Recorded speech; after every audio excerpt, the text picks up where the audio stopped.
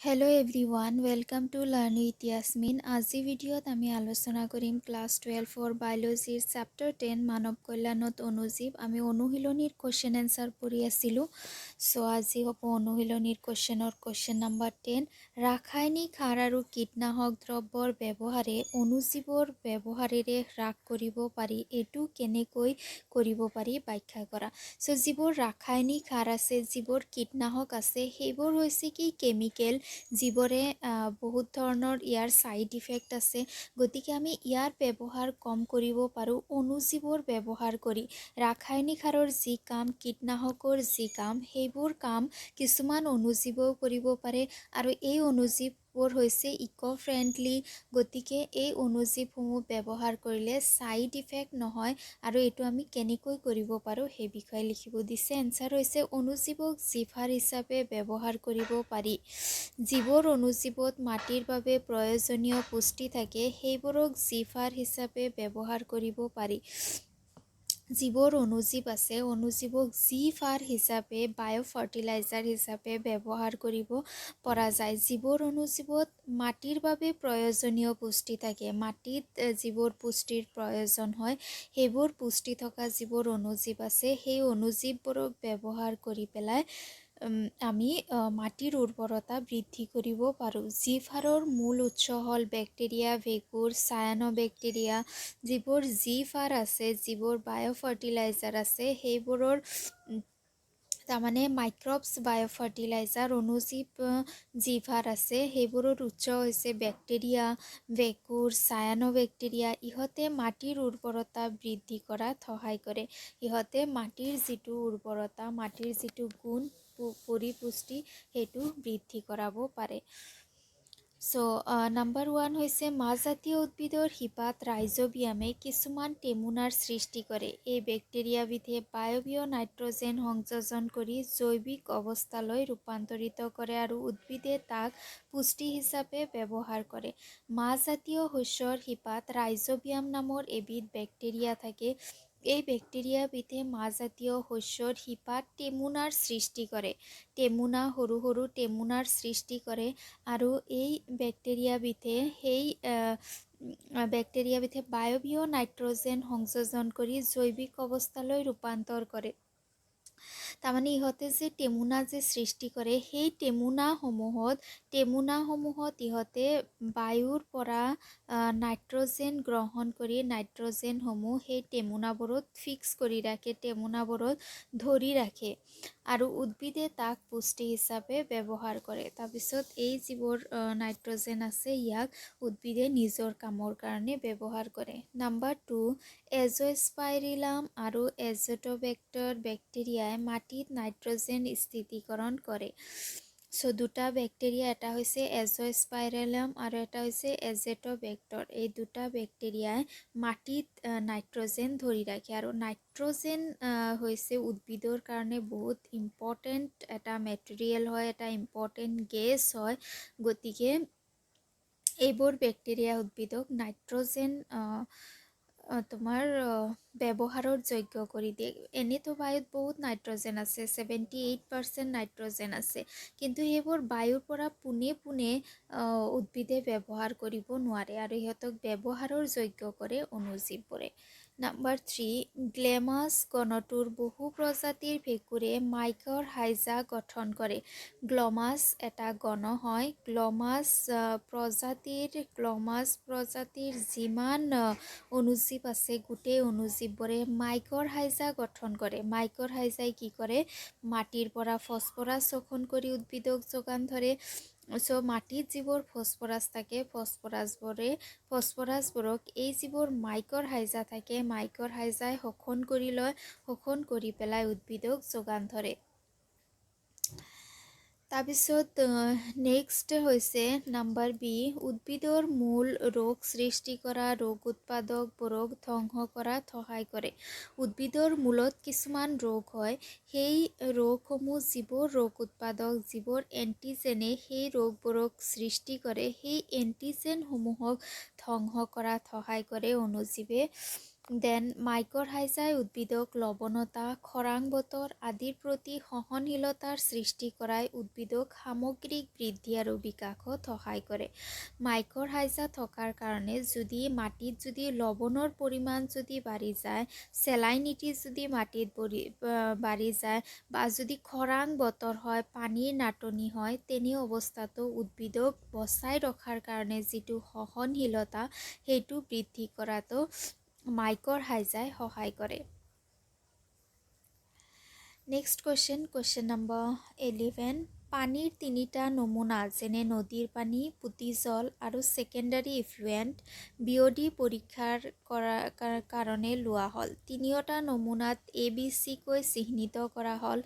যদিও পৰীক্ষাগাৰত চিহ্নিত কৰোঁতে তিনিওটা নমুনা কিহৰ সেইটো লক্ষ্য কৰা নহ'ল। তিনিওটা নমুনা ABC কেৱল 20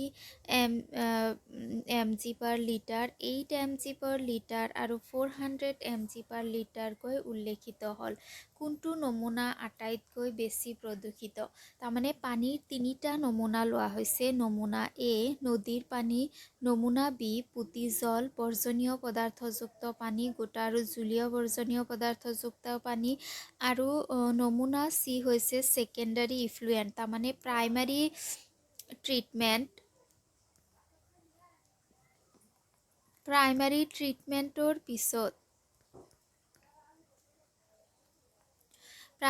ট্ৰিটমেণ্টৰ পিছত যিখিনি ইফ্লুৱেণ্ট ৰৈ যায় সেইখিনি কি বুলি কোৱা হয়? ছেকেণ্ডাৰী ইফ্লুৱেণ্ট বুলি কোৱা হয়। ছেকেণ্ডাৰী ইফ্লুৱেণ্ট তাৰমানে প্ৰাইমাৰী ইফ্লুৱেণ্ট প্ৰথমতে পুতি জল থাকে, তাক প্ৰাইমাৰী ট্ৰিটমেণ্ট কৰাৰ পিছত ই ছেকেণ্ডাৰী ইফ্লুৱেণ্টত পৰিণত হয়। চ' ইয়াৰ দুটা চেম্পুল লোৱা হৈছে, লৈ পেলাই ইহঁতক BOD টেষ্ট কৰা হৈছে যে বায়'লজিকেল অক্সিজেন ডিমাণ্ড কি আছে। এতিয়া কোনটো পানী আটাইতকৈ বেছি প্ৰদূষিত সেইটো আমি গম পাব পাৰিম, যিটোত BOD নিডছ বেছি হ'ব, BOD প্ৰয়োজন বেছি হ'ব, সেইটো পানী কি হ'ব? আটাইতকৈ বেছি প্ৰদূষিত। চ' ইয়াতে কি কৈছে? নদীৰ পানী তুলনামূলকভাৱে পৰিষ্কাৰ বুলি ভাবি গোটেইকেইটা নমুনা চিহ্নিত কৰা হ'ল। চ' তিনিওটা চেম্পুল ABCৰ ভিতৰত যিটো নদীৰ পানী আছিল সেইটোক অকণমান পৰিষ্কাৰ বুলি ভাবি লোৱা হৈছে। এনচাৰ হৈছে নমুনা A BOD 20 mg/লিটাৰ হৈছে গৌণ নিষ্কাশিত বৰ্জনীয় পানী যি পুতি জল উপচাৰণ প্ৰকল্পৰ পৰা আহে। চ' নেক্সট নমুনা B হৈছে নদীৰ পানী BOD 8 mg/লিটাৰ আৰু নমুনা C হৈছে BOD 400 mg/লিটাৰ হৈছে পুতি জল। তাৰমানে ইয়াতে কোনটোৰ এইটো বায়'লজিকেল অক্সিজেন ডিমাণ্ড কোনটোৰ কাৰণে কোনটো হয়। চ' নমুনা Aৰ কাৰণে হৈছে 20 mg/লিটাৰ, য'ত গৌণ নিষ্কাশ বৰ্জনীয় পদাৰ্থ আছিল ছেকেণ্ডাৰী ইফ্লুৱেণ্ট। নমুনা B হৈছে 8 mg/লিটাৰ, যিটো আছিল নদীৰ পানী, আৰু নমুনা C হৈছে পুতি জল, য'ত আছে 400 mg/লিটাৰ। Next question number 12। Cyclosporin A আৰু ষ্টেটিন উৎপাদন কৰিব পৰা অণুজীৱ কেইটাৰ নাম লিখা। চাইক্ল'স্পৰিন A এটা প্ৰডাক্ট হয়, ষ্টেটিন এটা প্ৰডাক্ট হয়। এই দুয়োটা প্ৰডাক্ট উৎপন্ন হয় অণুজীৱৰ পৰা, আৰু সেই অণুজীৱবোৰৰ নাম কি লিখিব লাগে। এনচাৰ হৈছে চাইক্ল'স্পৰিন E পোৱা যায় ট্ৰাইক'ডাৰ্মা পলিস্পৰাম নামৰ ভেঁকুৰৰ পৰা। ট্ৰাইক'ডাৰ্মা পলিস্পৰাম হৈছে এবিধ ভেঁকুৰ, ইয়াৰ পৰা চাইক্ল'স্পৰিন পোৱা যায়। তাৰপিছত ষ্টেটিন উৎপাদন কৰিব পাৰি মনস্কাছ পাৰপৰাছ নামৰ ভেঁকুৰৰ পৰা। এইবোৰ হৈছে চাইণ্টিফিক নেম, চ' কাইণ্ডলি আণ্ডাৰলাইন কৰি দিবা। ষ্টেটিন উৎপাদন কৰিব পাৰি মনাস্কাছ পাৰপৰাছ নামৰ ভেঁকুৰৰ পৰা। Question number 13। নিম্নলিখিত কেইবিধৰ ক্ষেত্ৰত অণুজীৱৰ ভূমিকা সন্দৰ্ভত তোমাৰ শিক্ষকৰ সৈতে আলোচনা কৰি লিখা। তলত কিছুমান নাম দি আছে, সেইবোৰত অণুজীৱৰ ভূমিকা কি, অণুজীৱৰ ৰোল কি লিখিব লাগে। Number A single cell protein CSCP। Single cell protein হ'ল ক্ষতিহীন অণুজীৱৰ কোষ যাক প্ৰটিনৰ উৎস হিচাপে ব্যৱহাৰ কৰা হয়। ক্ষতিহীন যিবোৰ অণুজীৱে ক্ষতি নকৰে সেইবোৰ অণুজীৱ, যিবোৰ অণুজীৱে ক্ষতি নকৰে সেই অণুজীৱৰ হৈছে কোষ হৈছে প্ৰটিনৰ উৎস। ষ্ট্ৰক খেলুৱৈসকলে প্ৰটিনৰ উৎস হিচাপে ব্যৱহাৰ কৰে। তাৰমানে এইটো প্ৰটিনৰ অল্টাৰনেট হিচাপে অণুজীৱক ব্যৱহাৰ কৰিব পাৰি। যদি প্ৰটিন আনএভেইলেবল হয় বা যিকোনো কাৰণে যদি প্ৰটিনৰ আমি অল্টাৰনেট হিচাপে অণুজীৱসমূহক ব্যৱহাৰ কৰিব পাৰোঁ। আৰু এথেলিটবোৰে তাৰমানে যিবোৰে খেলা ধূলা কৰে সিহঁতে অণুজীৱক প্ৰটিনৰ উৎস হিচাপে ব্যৱহাৰ কৰে। আন অণুজীৱ য'ত প্ৰটিন, শ্বেতসাৰ, ভিটামিন থাকে সেইবোৰকো শক্তিৰ উৎস হিচাপে ব্যৱহাৰ কৰা হয়।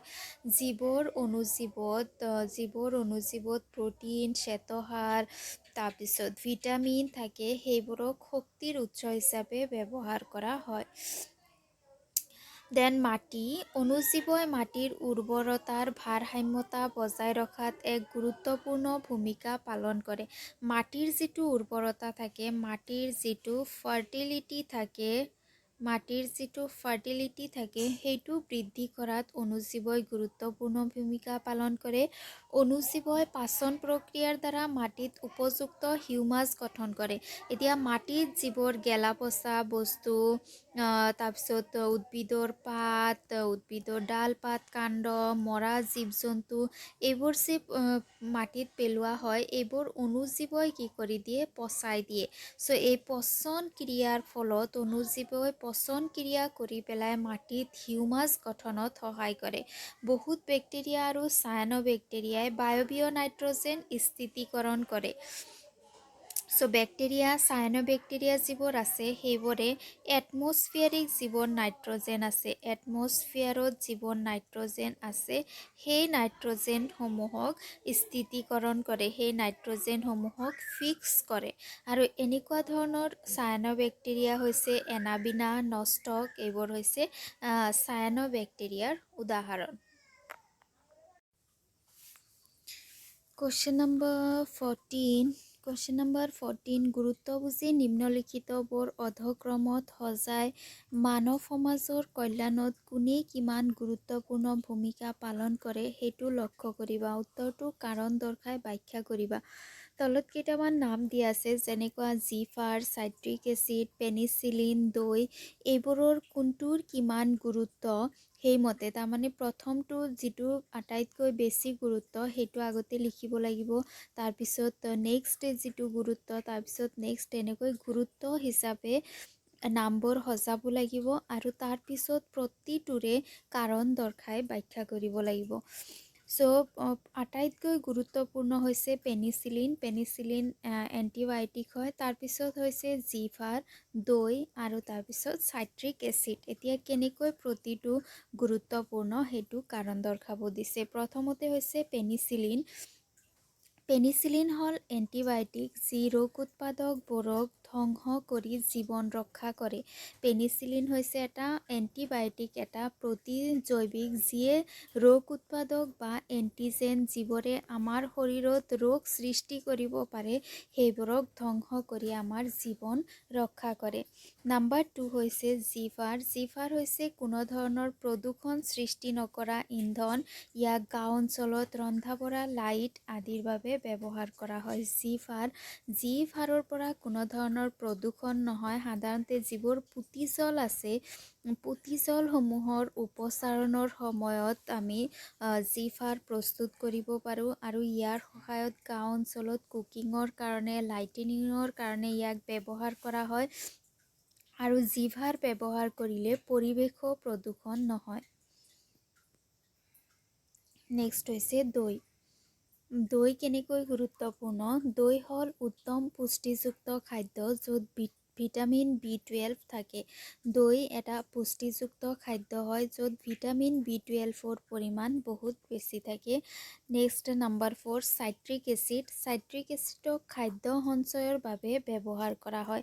যিকোনো খাদ্যবস্তু সঞ্চয় কৰি ৰখাৰ কাৰণে চাইট্ৰিক এচিড ব্যৱহাৰ কৰা হয়। এনেদৰে এই চাৰিটা গুৰুত্বপূৰ্ণ হয় আৰু ইয়াক গুৰুত্ব হিচাপে অধক্ৰমত সজোৱা হৈছে। তাৰপিছত হৈছে কুৱেশ্যন নম্বৰ 15 কেনেকৈ জিভাৰে মাটিৰ গুণাগুণ বৃদ্ধি কৰে। যিবোৰ জিভাৰ আছে বায়' ফাৰ্টিলাইজাৰ এইবোৰে মাটিৰ গুণাগুণ কেনেকৈ বৃদ্ধি কৰিব পাৰে। তাৰমানে অনুজীৱবোৰে কেনেকৈ মাটিৰ গুণাগুণ বৃদ্ধি কৰে। এনচাৰ হৈছে জিভাৰ হৈছে অনুজীৱ যি মাটিৰ উৰ্বৰতা বৃদ্ধি কৰে। জিভাৰবোৰ বাকী একো নহয়, এইবোৰ হৈছে মাইক্ৰবছ বা অনুজীৱ যিয়ে মাটিৰ উৰ্বৰতা বৃদ্ধি কৰিব পাৰে। জীৱবিজ্ঞানযুক্ত প্ৰক্ৰিয়াৰে ইয়াক উদ্ভিদৰ শিপা, গুটি আৰু মাটিত মিহলোৱা হয়। এই যিবোৰ জিভাৰ আছে সেইবোৰক জীৱবিজ্ঞানযুক্ত বিভিন্ন প্ৰক্ৰিয়াৰ সহায়ত উদ্ভিদৰ শিপাত, গুটিত বা মাটিত মিহলাই পেলাই ইয়াৰ মাটিৰ উৰ্বৰতা বৃদ্ধি কৰা হয়। ই মাটিত জৈৱ সাৰ প্ৰস্তুত কৰাৰ বাবে প্ৰয়োজনীয়।